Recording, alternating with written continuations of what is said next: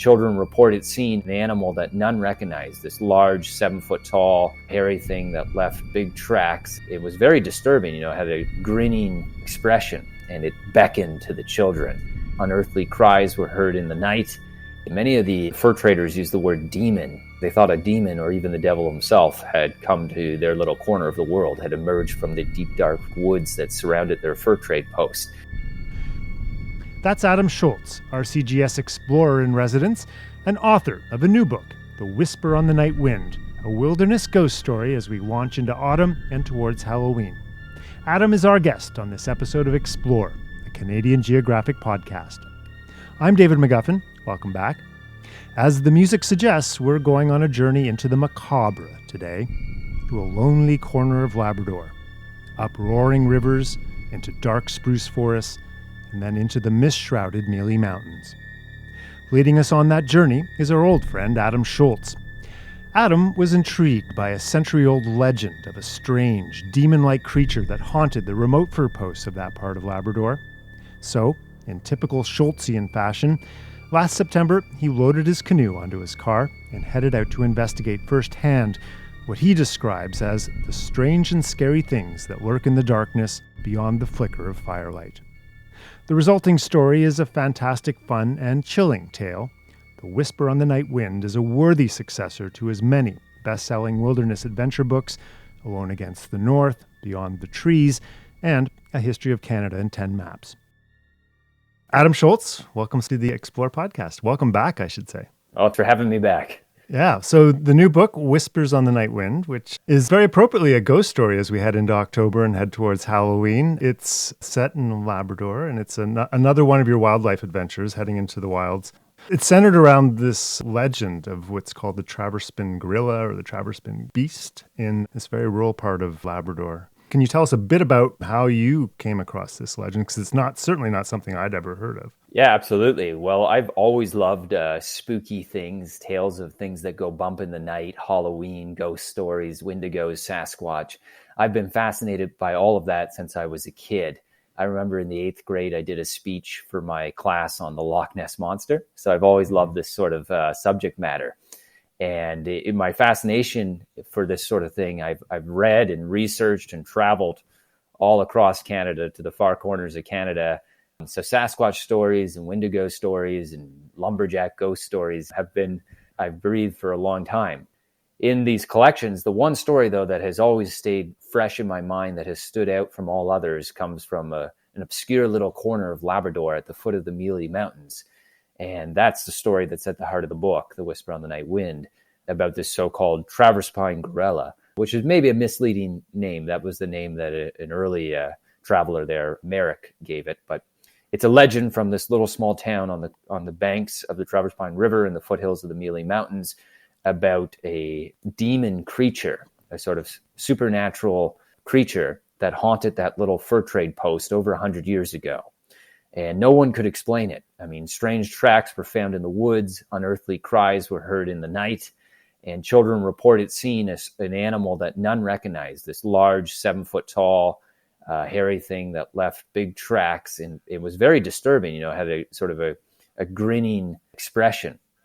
Unlike many other stories and legends of the wilderness, what really caught my eye about this one is that the eyewitness accounts were detailed, and there was no less than 5 contemporaries who made reports of this thing, including 1 wildlife biologist and 3 medical doctors. So witness evidence was a little bit stronger than with many other cases where you have one account and it's impossible to cross-reference it. So for all these reasons, I found it an incredibly compelling story, a real historical mystery, and one that I felt had to have some basis in the material world. I didn't think it was just a hoax or something made up, and that's why I ended up doing the expedition to the Mealy Mountains to try to unravel the story behind the legend, if I was able to.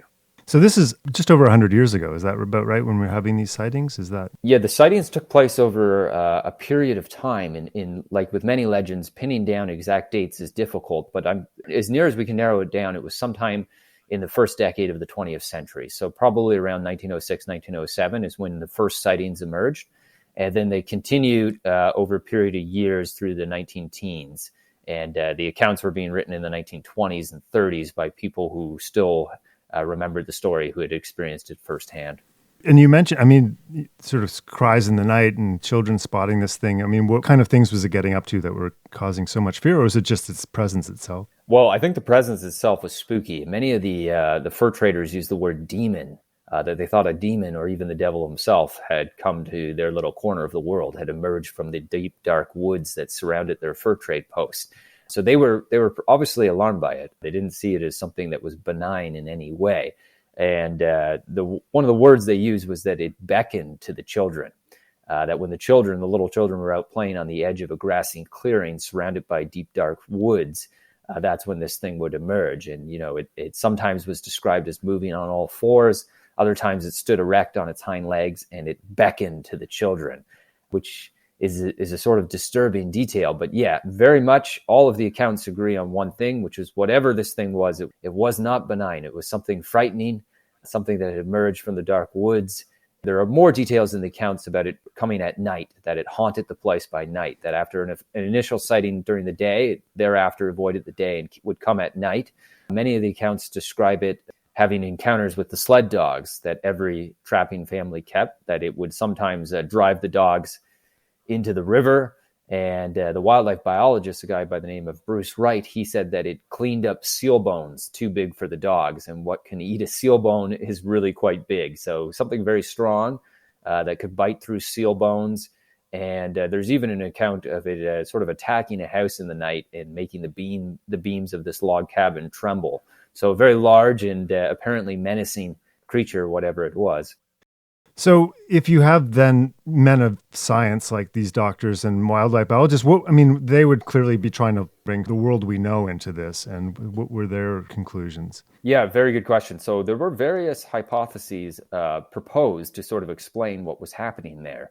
The first person first outsider to encounter it and write about it was a British explorer. And he actually thought that it was an unknown species, something that was not found in any zoology or wildlife biology textbook. That there was somewhere deep in the unknown wilderness of Labrador still large mammals unknown to science. And he speculated, well, if you look at the Ice Age, which in terms of geological time wasn't that long ago, the last Ice Age, 10,000 years ago, there was all sorts of strange and enormous creatures that roamed North America, like giant ground sloths and saber-toothed tigers and woolly mammoths and mastodons. And he said there's no absolute reason why all of these creatures had to go extinct. They had to die off. And if a few still survive, where better than Labrador? So in the world of 1908, it seemed plausible enough to him that there might still be some unaccounted for species unknown to science somewhere out in the vastness of the mountains and forests of Labrador and northern Canada. Other explanations were proposed, though. Bruce Wright, the wildlife biologist who was there on the scene, he thought that maybe it was an animal within the known animal kingdom, but one that was totally unfamiliar to Labrador and the locals. He thought maybe it was a polar bear or a grizzly bear, like an animal that's known from elsewhere in Canada, like the West or the far north, but wasn't necessarily known in that area of the Mealy Mountains, where there was only black bears conventionally. So if there was a much larger and unfamiliar bear, he thought maybe that could explain it. And he saw that there was some overlap in terms of the eyewitness descriptions with the physical characteristics of a grizzly bear in particular. And there is some evidence that there were grizzly bears once upon a time in Labrador. There aren't any today. Today, they're only found as far as mainland Canada goes, they're only found west of Hudson Bay.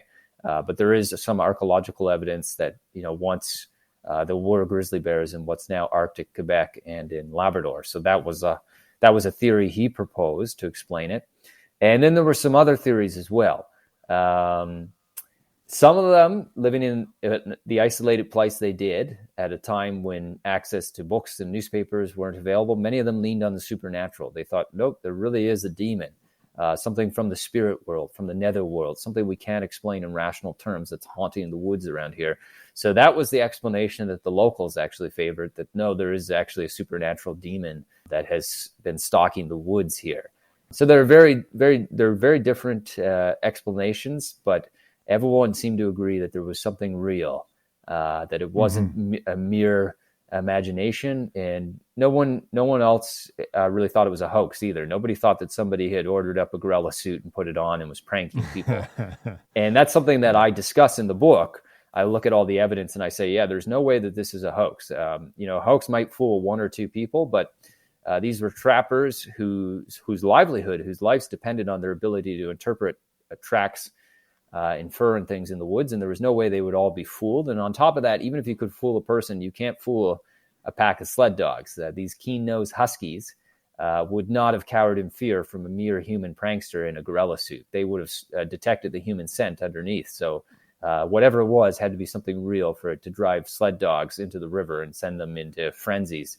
So there must have been something real, is the conclusion that I come to in the book. And I obviously get into more details in the book. I say exactly what I think it is, but I don't want to give it all away. I don't want to spoil the ending of the book. No.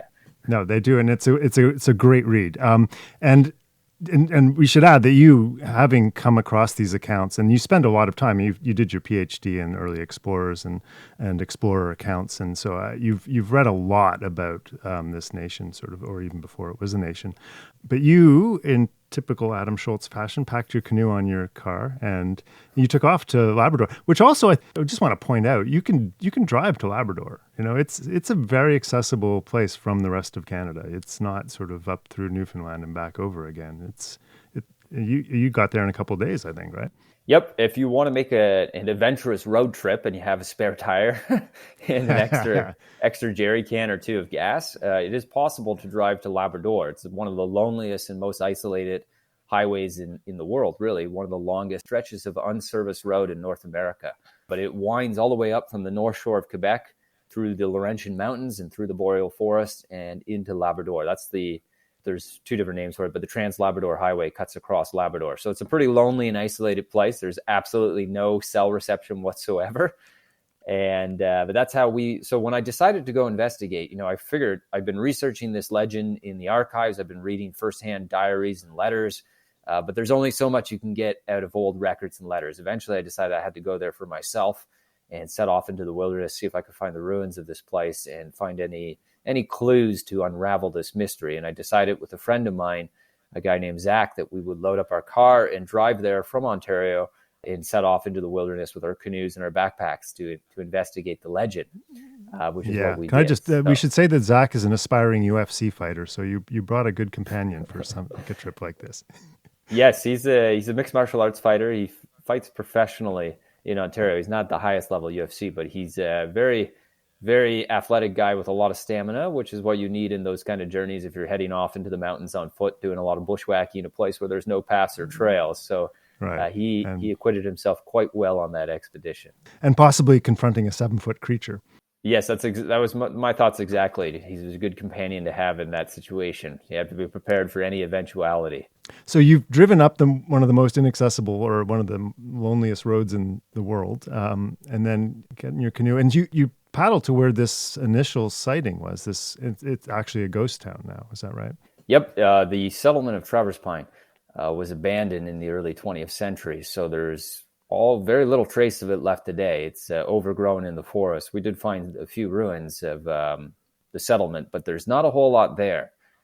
So that's where we began our expedition. We paddled there across what's now the Churchill River, and we camped there, and we looked around for any clues. We just tried to recreate what had happened 100 years ago, to bring those diaries and letters, which I quote from in the book, to life, to set the scene. And we spent the night there, and then from there we plunged deeper into the wilderness because I wanted to be open to any possibilities and not look at this from a closed mind. So the way I was reasoning was, well, if such a creature ever did exist, it probably would have decamped from that area because it's now too close to the modern town of Happy Valley Goose Bay and disappeared deep into the wilderness, into the mountains. So we would go off into the mountains and see what we could see, keeping an open mind and investigating all possibilities, which is what we did. So you head into the Mealy Mountains, which, as you mentioned in the book, are traditionally regarded as something of a haunted region by the First Nations in the area. Is that right? Absolutely. I mean, I love legends, and all over the world we have mountain ranges that are associated with all kinds of dark legends. Like I compare them to the Carpathian Mountains in Eastern Europe. But as far as mountain ranges go in North America, we have many, but there's something about the Mealys that makes them in traditional Indigenous lore a very special place, where there were many Indigenous legends of strange things that happened in the Mealy Mountains, strange sightings in the night sky, Many of the traditional place names for certain mountains or caves in the Mealys reflect these beliefs that there was monsters there and strange creatures that inhabited the Mealy Mountains. So all of this just sort of whetted my appetite and added to my fascination. It's something that I go into depth in the book, the different indigenous legends, and if they shed any light at all on what happened at Traverspine and possibly provide an explanation for the mystery. So yeah, very much it's a land of legends and lore, which is just how I like my mountains. So it was all part of the appeal to set off onto this expedition into those mountains. Hi, I just want to take a short break to plug our sister publication, Canadian Geographic Magazine. It is one of this country's great magazines. I subscribe, and I love it both for the articles and the photography, which is always stunning. The September-October edition is out now on newsstands. It includes a story by Adam Shoalts about the inspiration for his new book, which we're talking about here. It also boasts a cover feature by Alana Mitchell exploring the fate of endangered caribou herds across the country. There's also the always popular annual geography quiz. There's a map insert. Don't you love maps? I do. And a collection of reviews of new fall books. And there's an excerpt from Thompson Highway's forthcoming novel. It's only $28.50 for a year or $55 for 2 years. That gets you both the print magazine and digital access. And subscribers become members of the Royal Canadian Geographical Society. A nice bonus. So go to cangeo.ca/subscribe. It takes just a minute to sign up. And now, back to our podcast. Tell us more about those First Nations or Indigenous legends. And the Wendigo is obviously one that we hear right across Canada going back in First Nations lore. Tell us about the Wendigo. Yeah, so the Wendigo is maybe the most famous, the most well-known of Indigenous monster legends. And there's many variations of it because it is, as you alluded to, a very widespread legend. You can find traditional tales of the Wendigo, and as well as in the accounts of fur traders, spread out everywhere from Labrador to the Yukon. Across an immense area covering many thousands of kilometers. But essentially anywhere where you have boreal forest or subarctic forest, that's where you had Wendigo legends. And traditionally they came from anyone within the Algonquian language family, which is the largest language family in Canada. It's a diverse group that includes many different nations and smaller tribes.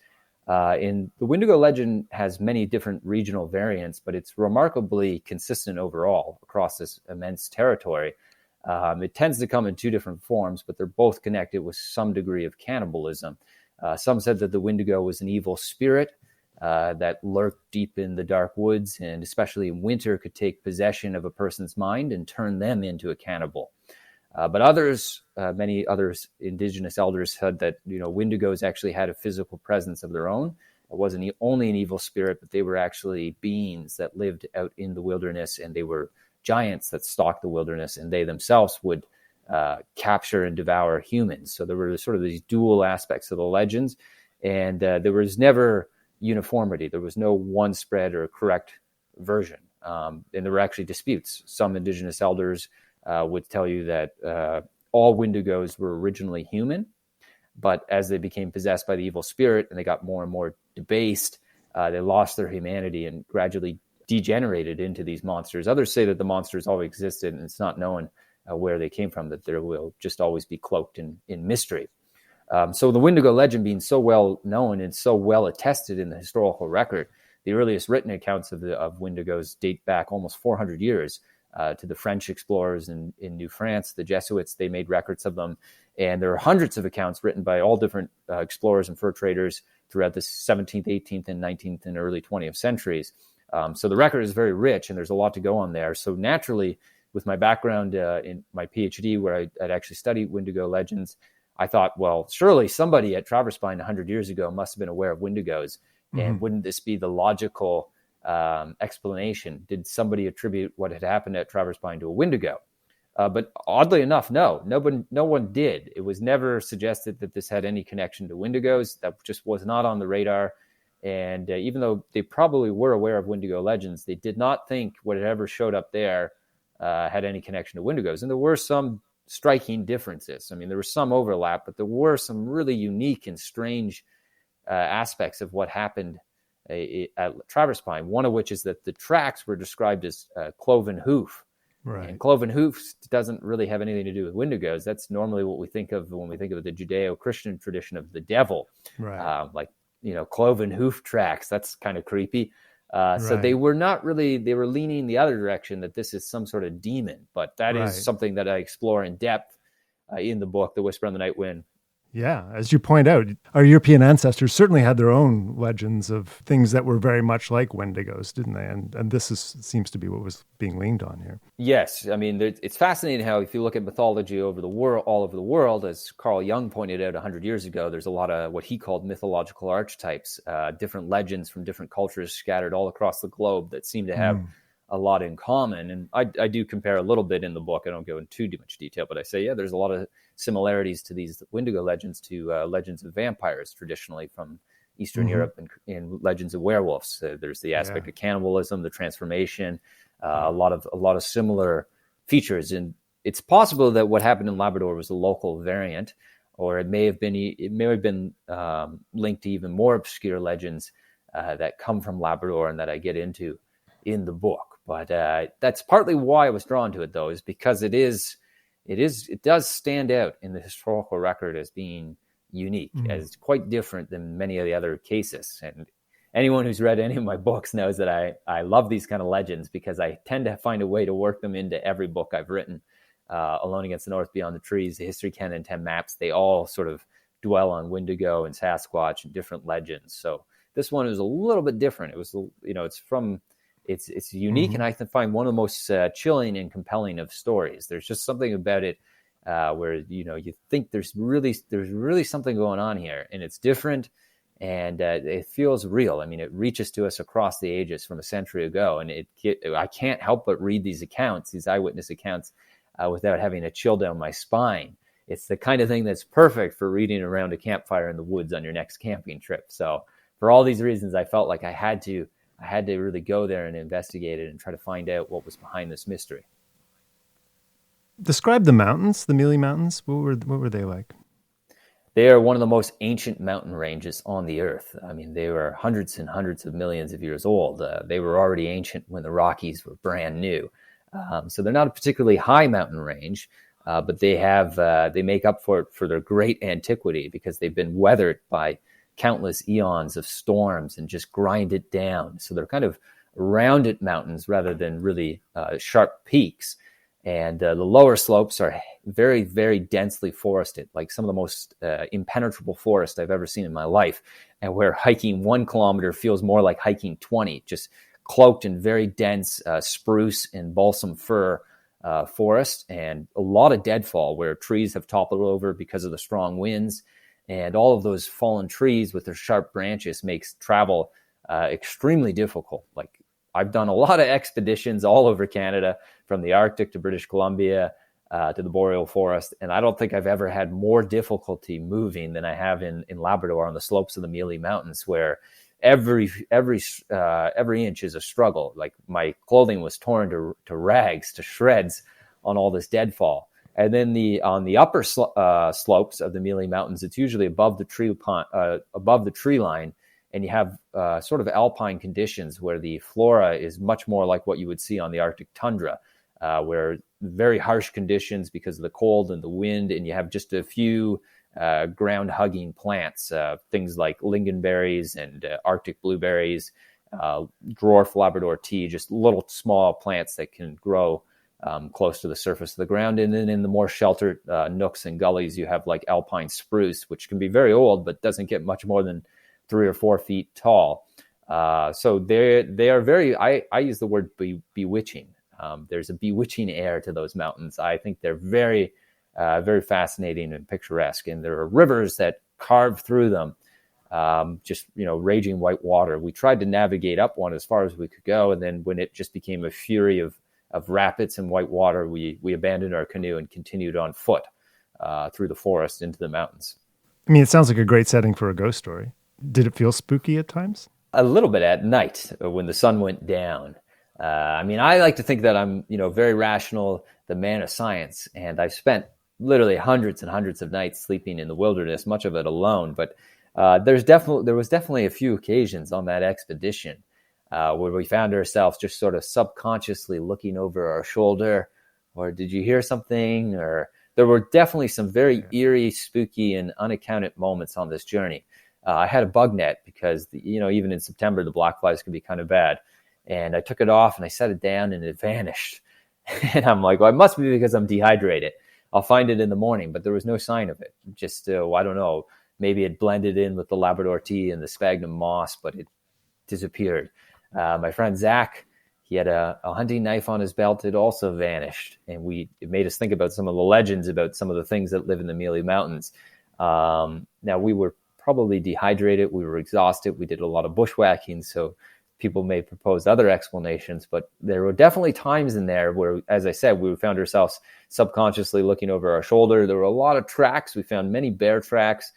And there were, as I allude to in the title of the book, at night when the wind would blow through the trees and they would sort of moan as they would sway back and forth, the whisper on the night wind.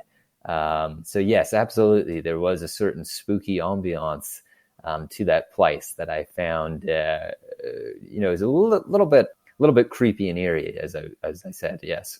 There's obviously a desire to find a rational explanation for all this, but I think of people like, say, Dan Longboat at Trent, First Nations elders who say, there is a spiritual aspect to our wild places, and we've cut ourselves off for them, and we've lost contact with that spirit. And I'm just wondering, how much do you feel that? How much do you believe that? How much does that play into you when you travel?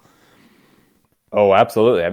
I think 100% the forest is my cathedral, and there is 100% a spiritual aspect to the wilderness, which I think is partly why it is absolutely critical, essential, that we save vast wilderness areas, because in order to preserve that sense of awe, of that spiritual sense, we really need the vastness. The vastness is crucial to it. You just don't get it out of a little tiny park or somewhere that's been hacked up with interpretive signs and trails and a huge parking lot and a visitor center.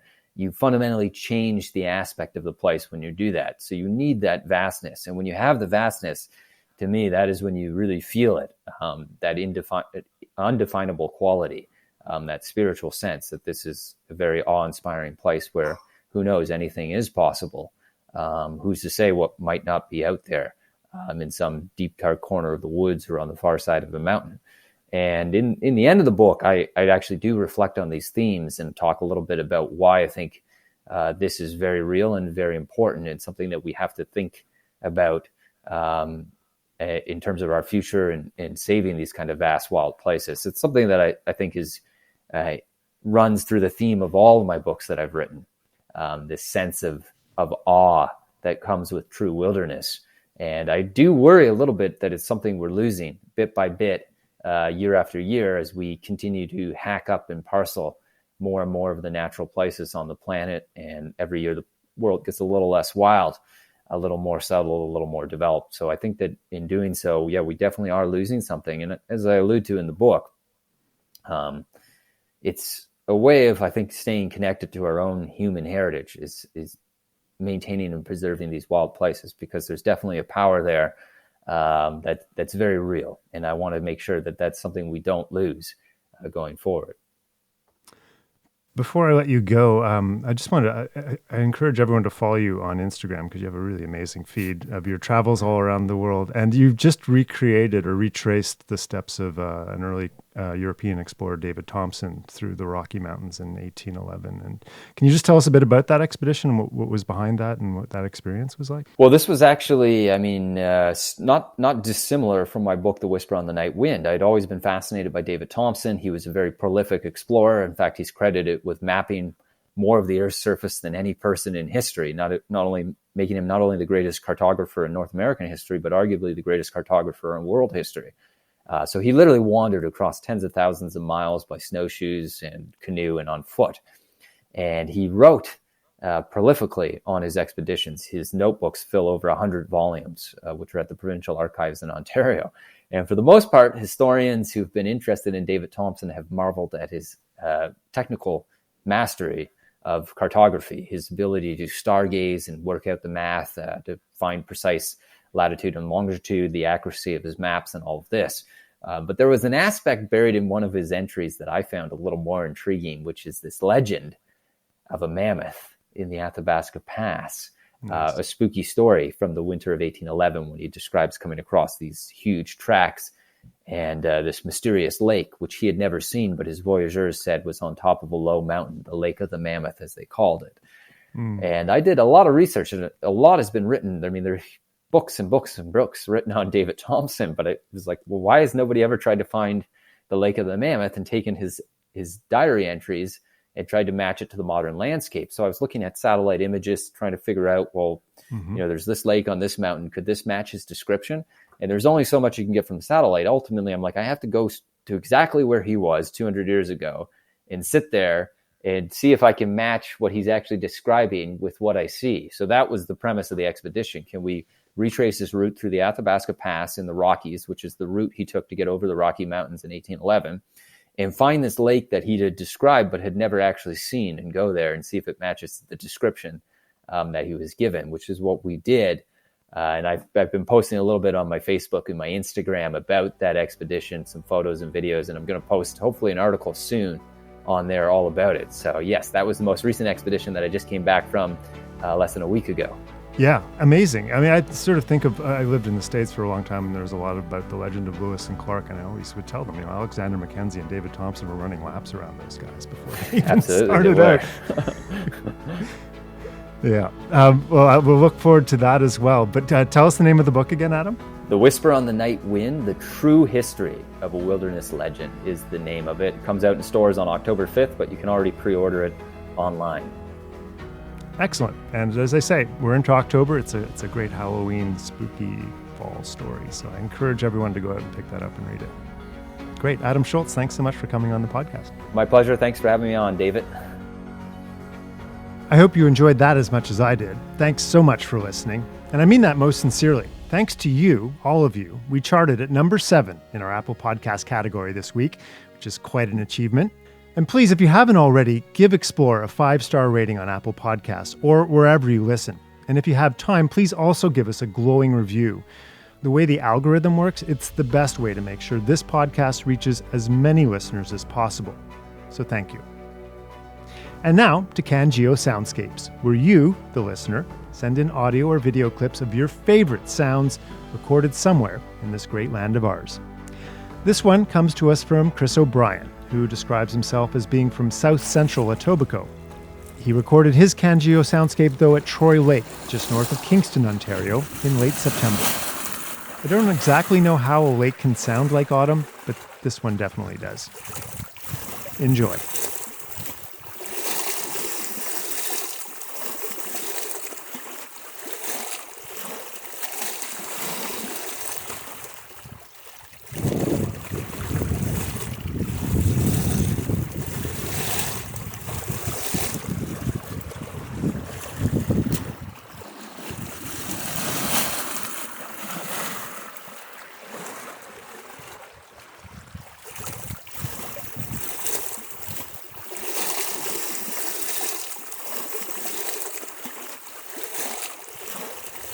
And to complete the autumn feel, here are some Canada geese flying south over my muskrat shack here in the Gatineau Hills in Quebec.